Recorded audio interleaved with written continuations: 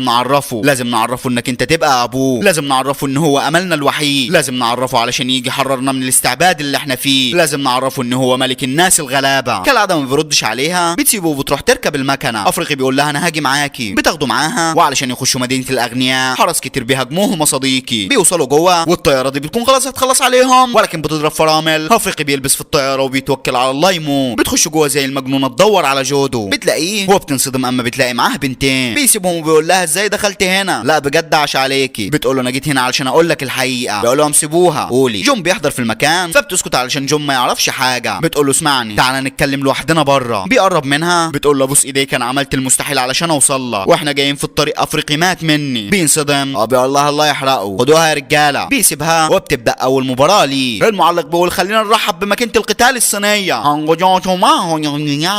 هو ده اسمه صديقي والشاب اللي طالع جديد جودو. جون بيراهن على جودو وبتبدا المباراه صديقي. الواد الصيني بيكون مسيطر وبياخدوها هما الاثنين تنطيط على الحلبه اسمها جليح عندنا صديقي. ابن الهرمه بيرقدوا على الارض وجون بيبدا يقلق. الواد بيكون عامل زي القرد هو بيجلح يمين وشمال. جودو ما بيكونش عارف يسيطر عليه. هو بيفتكر شيفان ما قال له لو حسيت ان خصمك اقوى منك اتعامل معاه باكتر اسلوب بتحبه وبيهدي اعصابه. بيقول له اسلوب ايه ده؟ بيقول له يعني مثلا انت بتحب ايه؟ بيقول له بحب الرقص. بيقول له بالظبط ارقص قدام خصمك. جودو بيبدا يرقص على الحلبه والواد بيقرب منه وهي واحده والتانيه بتكون الضربه القاضيه يا صديقي. بيخلص عليه او بيكمل رقص. جون بيفرح قوي وبيروح له في اوضه اللعب. بيقول له عاش عليك يا جودو لعبت حلوه قوي. بيقول له لا حلوه ولا شافه كلها حاجات بسيطه. بيقول له ما هو انا ما راهنتش عليك بمبلغ كبير لحد ما اشوفك المباراه الثانيه. بيقول له هتجيب لي مين؟ بيقول له هجيب لك وحش مهين ما خسرش ولا مباراه على الحلبه. وفعلا يا صديقي بيخش الحلبه، خصمه بيسلم عليه ولا بيعبره، بيسلم ومره واحده بتبدا المطحنه، ضربه من هنا وضربه من هنا. ام الحلقه وبنسى مين انا. ابن الهرمه بيكون جبار وحركاته كلها لولبيه، ولكن على مين؟ احنا معانا جودو الهفيه. بيركن جودو على جنب، هو بيخرج من جواه الوحش المهين جنباز. هي واحده والتانيه برضه بتكون القاضي يا صديقي. المعلق بيقول واخيرا من فتره كبيره جه ملك جديد يحكم الحلبه. جون بيفرح قوي وجودو بيخرج وبيروح على جيسي. بيقول لها ايه يا اما كنت فاكراني هسمع لك واعيط واسيب جون وارجع معاكي وسط الناس الفقيره؟ انا مكاني هنا ولاقي هنا. بتقول له انا كنت فاكراك حبيتني. بيقول لها وانا كمان كنت فاكر اني حبيتك. بيلفها على دراعه. بيقول لها تيجي اقضي معاكي الليله ولا لا؟ ريحتك نتنه، ارموها بره المدينه يا رجاله. وبيسيبهم ويمشي. بيروح لجون بيلاقي معاه شانيا. بيقول لهم متجمعين في جهنم، البت اللي جت دي فكرتني بالناس الغلابه ولذلك احنا هنعمل عليهم صفقه العمر. بتقول له ازاي؟ بيقول لها يعني الناس الغلابه كتير قوي وكلهم بيحبوني وفي خيالهم ان الاله اللي هينقذهم من الفقر اللي هم فيه، ولذلك كلهم هيراهنوا عليا وانت يا جون هتراهن على خصمي بكل فلوسه، وهوب انا هخلي خصمي يكسبني، هوب كده انت كسبت كل فلوس الناس الغلابه الواحده. شانيا بتقول له انت قصدك على الفقراء دول ودول حيلتهم ايه يعني؟ بيقول لها لا هم معاهم دهب وعددهم كبير قوي، لما تاخدوا اللي وراهم واللي قدامهم اكيد هيبقى مكسب كبير قوي ليكم، واحتمال صدمه خساره اللي وراهم واللي قدامهم تموتهم ونخلص منهم. جون بيقول له الله ينور عليك يلا. وفعلا يا صديقي الناس الغلابه كلها بتروح تراهن على جنباس وبتبدا المباراه، والناس الغلابه بيكونوا متجمعين ومستنيين مكسب جنباس على نار. بيخش الحلبه ووراه بيخش هذا الوحش المخيف. بتبدا المباراه وجنباس بيكون مسيطر على الاخر، بيخش عليه هدوم متك فاخر، بيكسر عظم وشه وجون بيبدا يقلق، والناس الغلابه بره بيكونوا في منتهى السعاده. جون بيتجنن لانه بيكون حاطط مبلغ مهول على الخصم اللي قدام جنباس، ولكن جنباس بيستسلم وخصمه بيبدا يكسر في عظمه، بيرميها على الارض، والناس الغلابه القلق بيبدا يملا قلوبها. اما جون من بعيد بيشاور له بيقول له عاش عليه. جنباس بيقف تاني على رجليه وهي واحده والتانيه بيكون مرمي تاني على الارض. شايف ابوه بيعرف ان دي لعبه فبيمشي من قدام الشاشه. جون بيكون قاعد زي الباشا وبيستنى المكاسب المهوله اللي هتخش له. تفتكر ان جنباس هينولها له صديقي؟ لا لا لا لا والله. بيقف على رجليه هو ما بيشوفش حد حواليه. ابلع بيه قد معاه يا صديقي، 1 2 والتالتة وين يا صديقي وين؟ بيخلص عليه وبيكسب المباراه. بينزل راكع على الارض وبيقول جنباس.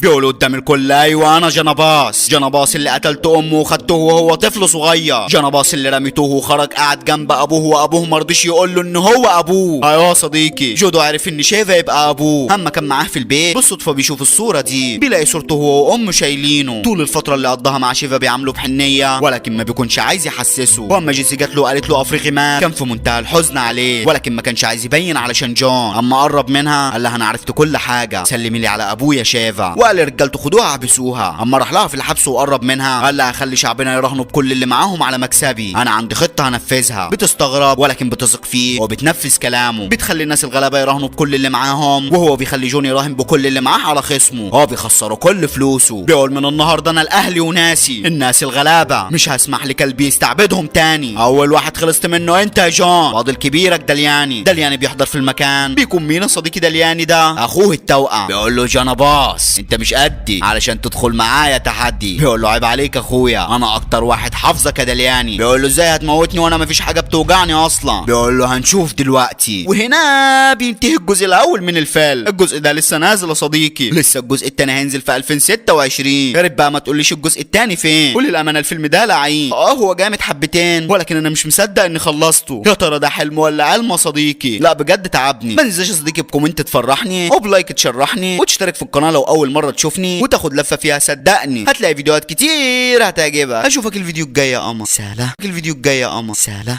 هو بيبدا الفيلم بالظابط ايمان بيروح للظابط كونيل وده ظابط في الجيش الهندي. بيقول له اقعد يا ايمان. اللي يجيب ظابط داخليه لمنطقه جيش. بيقول له جاي اشتكي لك من ظابط في رجالتك يا فندم. كولونيل بيعرف مين هو الظابط اللي معاه المشكله وبيقول له كمل. بيقول له كنت قاعد في امان الله وجاني بلاغ منبار، رحت هناك لقيت شباب كتير متصابين والمكان متدمر بالكامل. بيقول لمدير المكان هو ايه اللي حصل؟ بيقول له مستحيل يا فندم تصدق اللي حصل، في واحد جوه ضرب 10 وكسر المكان بالكامل. بيقول له اللي هو ازاي يعني؟ بيقول له يا فندم شخص واحد ضرب 10 اشخاص لوحده. بيخش جوه بيلاقي المكان متكسر ومفيش حد موجود الا الوحش العنيف الولد المخيف. هالولد التي بقدراته مستعد يقف ضد جيش. الظابط بياخده على الاسم وبيقول له قول لي بقى ليه ضربت الشباب في البار؟ بيقول له اتضايقت شويه فضربتهم. بيقول له علشان اتضايقت تضرب في الناس وكمان مش اي حد، بتضرب ابن الوزير واصحابه؟ بيقول له ان شاء الله يكون ابن الرئيس، لو ضايقني هحط عليه. بيقول له وايه اللي عكر مزاجك يا سعاده الباشا؟ سوريا بيميل لورا وبيبدا يحكي له اللي حصل. كان قاعد وفي امان الله، مره واحده البنت دي خبطت في الشاب ده، بتقول له ما تفتح يا اعمش، وبتدلق العصير على دماغه. بتروح عند سوريا وبتخبط فيه وبتسيبه وتمشي. بيقول لها على فين؟ اعتذري لي الاول. بتقول له انت زعلان ليه لما بطايه بلدي زي تخبط فيه؟ المفروض تشكرني مش هعتذر لك. بيقول لها ما بحبش البط، دمه تقيل على قلبي، احسن لك اعتذري لي فورا. بتقول له خلاص انا اسفه. بيقول لها يلا غوري من هنا. والشاب اللي دلقت على دماغه العصير بيكون في منتهى السعاده وبيشكر سوريا على اللي عمله. والبت بتروح تجيب حبيبها اللي هو ابن الوزير. بيقول له انت مين يا؟ الظاهر انك من جنوب الهند، جاي تعمل ايه هنا عندنا؟ المكان ده مش مكانك. فبيخبطوا بوكس بيوقع صف اسنانه في ايده. بيقول له سواء في الجنوب، في الشمال، في الشرق، في الغرب، اسمي سوريا وبيتي هي الهند. وبيمسك باقي زمايله بينزل فيهم خبط لزق شزق مسق لحد ما بيكسر عليهم المكان بالكامل. الظابط بيقول له بقى تضرب كل دول علشان الكلمتين دول. بيطلع سيجاره من العلبه وبيضحك، ولكن قبل ما يولع سيجارته بيكون الجوب العنيف بتاع سوريا بيولع. هو بيقول له من ساعه ما جيت المكان كنت عايز اولع سيجاره، ولكن كنت محترم المكان، لقيتك انت مش محترم مكانك فما قدرتش احترمه. ناولني الطفايه من جنبك. بيقول له انت جريء قوي وبجد عجبتني. طيب اكتب لي ورقه فيها اعتذارك لابن الوزير وادفع 25,000 روبيا كفاله وامشي. بيقول له مش دافع كفاله وانسى كمان موضوع الاعتذار. الظابط بيتضايق فبيدلق على وشه كوبايه ميه. ويا ويحام اللي هيحصل. سوريا بيغضب ويكفيك شر غضب سوريا، بيكسر به المكتب وبيكسر له دراعه، ولكن رجالته كلهم بيتلموا حواليه. تفتكر ان ده هيفرق معاها صديقي؟ لا والله، الكذب لو بيتباع كان زمان الكذاب سوريا بيصدره، بينزل فيهم تخبيط واحد ورا التاني ومحدش بيعرف يوقفه. عم الشبح ده بيمسك الخشبه دي وبيخبطوا بيها. ليه بس يا حبيبي؟ ده ما بيتضربش، ده تصلي ركعتين وتدعي عليه. بيلف عليه عينه في عينه شلوت واحد بيكسر له رجليه، بيكسر باقي الاسم عليهم، ولكن الظابط بيرفع عليه سلاح، بيلفوا الناحيه التانيه وبياخد سلاحه ويمشي. الظابط بيخلص كلامه للظابط كونيل، هو بيقول له انا يا فندم ما كنتش اعرف انه ظابط، وصدقني مش جاي علشان يعتذر لي ولا حاجه، بالعكس انا جاي اعتذر له علشان بس اخد سلاحي. بيقول له مش عيب لما ظابط يتاخد منه سلاحه اثناء تاديه عمله؟ بيقول له انا اسف يا فندم. بينده على العسكري، هو بيقول له انده لي سوريا. بيقول له سوريا راح يحقق مع الارهاب اللي في الزنزانه يا فندم. بيقول له نهار اسود. وسوريا بيكون وصل زنزانه الارهابي وبيديله طبق اكل. بيقول له واو انا بموت في البرياني. بيقول له كل كويس علشان لو ما اتكلمتش معايا عدل هقتلك بعد ما تاكله. بيضحك وبيقول له انت فاكر اني هخاف من الكلمتين بتوعك دول؟ فبيخبطوا طلقه في نص دماغه، لان سوريا مش جندي عادي يا صديقي، سوريا قائد زمايله متفوق عليهم في كل حاجه، تدريبات رقم واحد، قوه رقم واحد، سرعه رقم واحد، مداهماته ومهماته كلها ناجحه، وحتى في الالعاب الترفيهيه محدش بيعرف يغلبه، حلمه الوحيد يطلع على حدود بلده ويحميها، ومتفوق في كل ده علشان يوصل لحلمه، ولكن عيبه الوحيد متهور، واما بيغضب ايده بتسبق دماغه، ولذلك الضابط قونيل بيقرر اما تيجي اللجنه يعاقبه. سوريا بيحضر وبيواجهه بكل مشاكله، وخصوصا اخر مشكله بتاعت الارهابي. بيقول له قول لي يا سوريا مين قال لك تقتل الارهابي؟ بيقول له ما حدش يا فندم. بيقول له طيب ليه قتلته؟ بيقول له لانه ما اعترفش بجرايمه فزعلني، قلت لازم ازعله. بيقول له نعم. بيقول له زي ما بقول لك يا فندم، اكبر ارهابي كساب كان عندنا قبله، كنا بناكله ونشربه لمده 3 شهور، وايه اللي حصل بعد كل ده؟ ما نطقش ولا بكلمه. بيقول له انت مالك؟ احنا في جيش نظامي ماشي بقواعد وقوانين، من وسط الجنود اللي عندي كلها من 7 سنين ما حدش مطلع ميتين اهلي غيرك، كنت بعدي لك كتير ولكن اكتفيت وجبت اخري من غضبك وكتر مشاكلك، من النهارده انت بره الخدمه يا سوريا. بيقول له لا يا فندم كده انت بتدمر كل احلامي. بيقول له انت اللي دمرت مش انا، مش عايز نقاش في الموضوع، اطلع بره. بيسيبهم ويمشي، هو بيكون في منتهى الغضب. بيجي له الشخص اللي رباه، هو بيقول له يلا بينا. بيقول له على فين؟ بيقول له على بره، انت بقيت زينا بالظبط جندي سابق. بيقول له هو كونيل كان بيتكلم جد؟ لا انا مش هسيب هنا، مستحيل اتحرك قبل ما احقق حلمي. بيقول له حلمك تروح على الحدود؟ ما هو ممكن تموت هناك. بيقول له هموت وانا واقف اسد، بحمي 1,250,000,000 انسان في بلدي، انا مش هتنازل عن حلمي ومش همشي من هنا الا على ظهري. بيقول له طيب ليه بتعمل مشاكل ومش مركز في حلمك؟ بيقول له مش هعمل مشاكل تاني. بيقول له قلتها قبل كده كتير. بيقول له اقسم لك بالبتنجانه اللي بعبدها دي اخر مره. بيقول له برضه حلفت لي قبل كده كتير. بيقول له علشان خاطري جربني المره دي. بيسمع كلامه بيروح للظابط كونيل، هو بيقول له الواد سوريا ده خساره اما يسيب الجيش، عيل عنده مهارات، مقاتل ومتفوق على كل زمايله. بيقول له عندك حق بس برضه مش هرجع في قراري. بيقول له يا فندم ده مستعد يضحي بروحه علشان البلد. بيقول له يا عسكري مستعد تضحي بروحك علشان البلد؟ بيقول له اكيد يا فندم. بيقول له سمعت؟ يبقى سلم لي عليه.